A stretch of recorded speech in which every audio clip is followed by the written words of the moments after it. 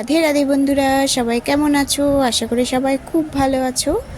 আজকে আমি চলে এসেছি, দেখতেই পাচ্ছ তোমরা কি ভিডিও। হ্যাঁ, দেখেছো বাড়িতে পদ্ম ফুল ফুটিয়েছি, আর ফার্স্ট টাইম আমি ফোটালাম। আর কিভাবে ফোটালাম এটা কিন্তু ভীষণ ইজি। আমি প্রথমে ভাবতাম খুবই কঠিন পদ্ম বাড়িতে ফোটানো, তো প্রথমবার পদ্ম ফুটিয়েছি। আর কি সুন্দর ফুল, তোমরাও অনেকেই হয়তো চাও তাই না, যে বাড়িতে পদ্ম ফুটি আর ভগবান নারায়ণের চরণে তো এই পদ্ম ফুল দিতেই পারো, বা কৃষ্ণকেও দিতে পারো। তো সেই ভিডিওটা তোমরা পুরো দেখো কিভাবে আমি লাগালাম। তো চলো দেখো, এখানে ফার্স্টেই আমি মাটিটাকে রেডি করব।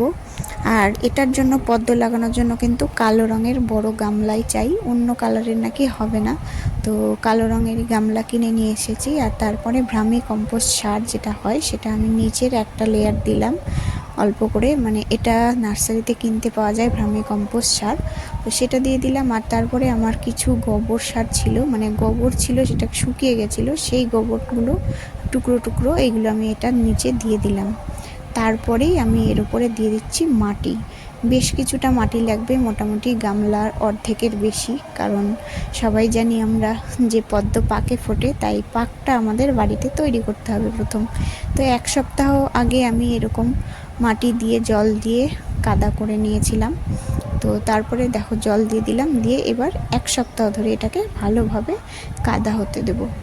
ভালোভাবে কাদা হয়ে গিয়েছে। দেখো এক সপ্তাহ পরে আমার একটা বান্ধবী আমাকে এই টিউবারটা দিয়েছে পদ্মের। তো প্রথমবার আমি ভাবছিলাম যে পদ্মের পাতা হলেই খুশি হব, কিন্তু এত সুন্দর হয়েছে তোমাদের বলে বোঝাতে পারবো না। ভীষণ খুশি হচ্ছে, তোমরাও সবাই লাগাবে। তো দেখো এবার টিউবারটা মাটির ভেতরে গেঁথে দিতে হবে, মানে ঢাকা দিয়ে দিতে হবে। শুধু কুশির মতো যে বেরিয়ে আছে সেটাকে বাইরে বের করে রাখতে হবে, কারণ ওটা থেকেই পাতা হবে। আর কাদা দিয়ে দিয়ে বাকিটা আমাকে ঢেকে দিতে হবে।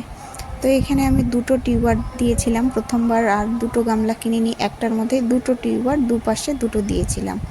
তো তারপরে দেখো মোটামুটি 8 দিন পরেই দেখো এইরকম রেজাল্ট। সত্যি 8 দিন পরে যখন এই ছোট ছোট পাতাগুলো দেখলাম, তাতেই আমার এত ভালো লাগছিল। আর ভগবানের কাছে বলেছিলাম যে প্রথম ফুল হলে, প্রথমবারে অনেকেরই ফুল হয় না শুনেছি, তো আমি ভগবানের কাছে প্রার্থনা করেছিলাম যে প্রথমবার ফুল হলে প্রথম ফুলটা, আমাদের বাড়িতে নারায়ণ আছে, নারায়ণের চরণেই দেব। তো প্রথমে দেখো কিছুদিন 8 দিন পরে ওরকম ছোট ছোট হয়েছিল, আর 15-20 দিন পরে এরকম অবস্থা। তবে দেখো যেগুলো পাতা আগে প্রথম হয়েছিল সেগুলো কিন্তু পচে গিয়েছে, সেগুলো আমার তুলে পরিষ্কার করতে হবে। তো সেই কারণে আমি এখনও তুলিনি, তার কিছুদিন পরে পরিষ্কার করব। তবে এখানে দেখো একটা ছোট্ট কড়িও চলে এসছে 15-20 দিন, এটা 20 দিন পরে। দেখো তোমাদেরকে দেখাচ্ছি, হয়তো বুঝতে পারছো না, খুবই ছোট্ট একটা কড়ি এসছে। কড়িটা দেখে আমার এত আনন্দ হয়েছিল যে কি বলবো। প্রথমবারে আমি লাগালাম, অথচ প্রথমবারে ভগবানের কৃপায় একটা কড়িও চলে এসেছে। তো তারপরে আস্তে আস্তে 3টে কড়ির মতো চলে এসেছিলো।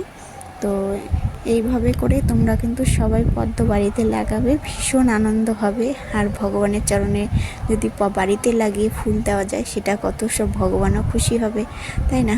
তো তোমরা সবাই লাগাবে, এইভাবে কিন্তু লাগালে সবার পদ্ম ফুটবেই ফুটবে। তো চলো দেখো, প্রথমবার লাগানোর পরে তারপরে যখন পাতাগুলো এত বড় হয়ে গেছে, ভীষণ ভালো লাগছিল। আর কিন্তু কোনো কিছু সার টার কোনো কিছুই ব্যবহার করিনি, শুধু জলে টইটুম্বুর করে, মানে গামলায় যতটা জায়গা ফাঁকা ছিল সম্পূর্ণ জল দিয়ে রেখেছিলাম। আর চারিদিকে দেখো এবার ফুলটা বড় হয়ে গিয়েছে, কতটা সুন্দর লাগছে বলো। আবার 2 রকম কালার, একটা গোলাপি আর এই দুটো হয়েছে সাদা। তো 2 রকম পদ্মই, দুটো টিউবার লাগিয়েছিলাম প্রথমে তোমাদের বললাম। তো দুটো টিউবারে দুদিকে লাগিয়েছিলাম, সেই কারণে এক পাশে সাদা রঙের দুটো হয়েছে আর এক পাশে গোলাপি রঙের। ভীষণ ভীষণ ভালো লাগছিল। তো প্রথম হয়েছিল সাদা পদ্ম, তাই সাদাটাই আমি প্রথমে আমার নারায়ণের চরণে দিয়ে দিলাম।